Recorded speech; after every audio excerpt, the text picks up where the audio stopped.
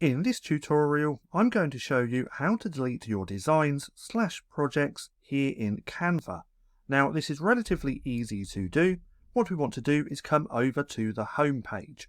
Then, if we have a design that we want to delete, we can simply hover over that design, click on the three dots, and go to Move to Trash.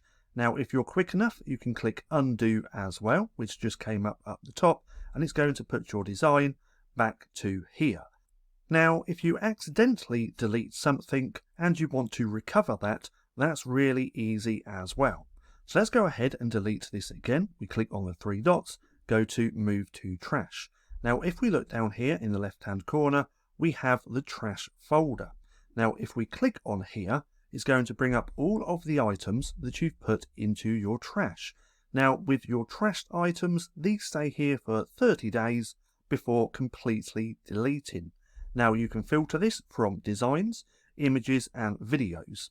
If you have a design that you want to recover, we can hover that, click on the three dots, click on Restore, like so.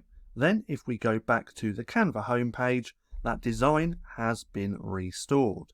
So that's how to delete designs and projects here in Canva. Now, for more bite-sized Canva tutorials, click right here and watch this playlist.